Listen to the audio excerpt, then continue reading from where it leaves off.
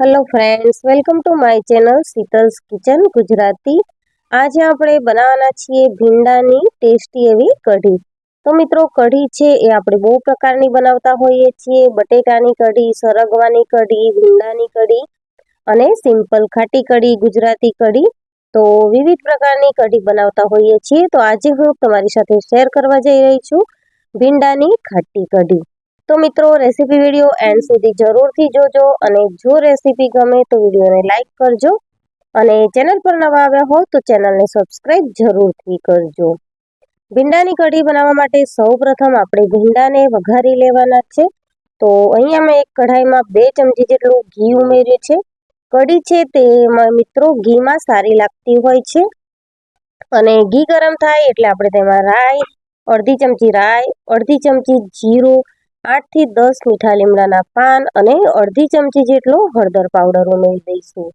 સાથે જ અડધી ચમચી જેટલું આપણે લાલ મરચું પાવડર ઉમેરવાનો છે। બધા જ મસાલાને આપણે વઘારમાં સાતળી લઈશું અને ત્યારબાદ આપણે તેમાં ભીંડા ઉમેરવાના છે। તો જે રીતે આપણે ભીંડાનું શાક બનાવતા હોઈએ છીએ તે રીતે કઢી માટે આપણે ભીંડાને વઘારી લેવાના છે અને ત્યારબાદ આપણે ભીંડા જ્યાં સુધી બફાય ત્યાં સુધી કઢીનો મસાલો તૈયાર કરવાનો છે। અહીંયા ભીંડાના માપનું આપણે મીઠું એડ કરી દઈશું અને ભીંડાને સારી રીતે મિક્સ કરી લઈશું। ભીંડાનું શાક થાય ત્યાં સુધી આપણે કઢી માટેનો મસાલો તૈયાર કરી લઈશું। તો તેના માટે મેં અહીંયા 3 થી 4 મોટી ચમચી જેટલું દહીં લઈ લીધું છે। દહીં મિત્રો અમે ઘરનું જમાવેલું છે। તો ઉનાળામાં પણ આ રીતનું એકદમ સરસ ચપટા પડે એ રીતનું દહીં બની શકે છે।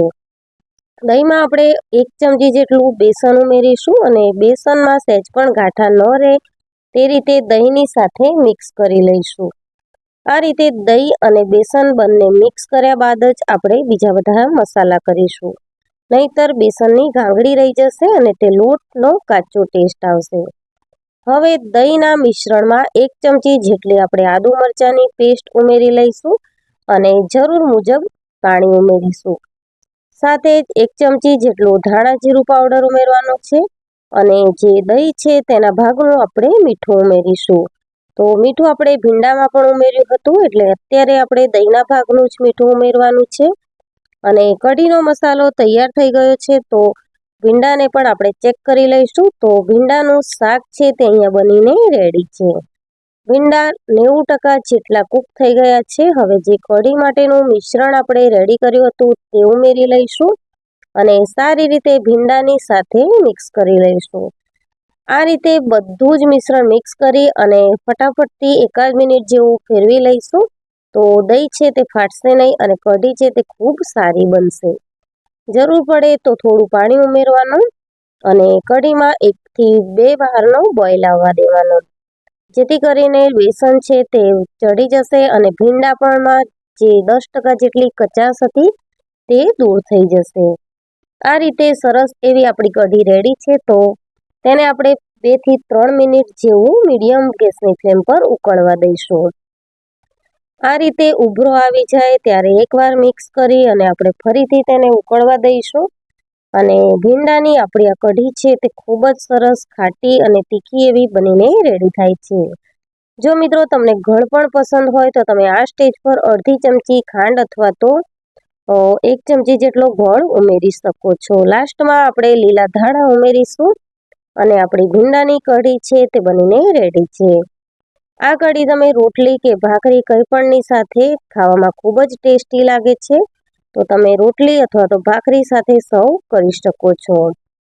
બનેલી ભીંડાની કઢીને આપણે સર્વિંગ બાઉલમાં લઈ લઈશું અને ઠંડી થયા પછી એન્જોય કરીશું। આ કઢી થોડી ઠંડી થયા પછી જ ખાવામાં ખૂબ સારી લાગે છે।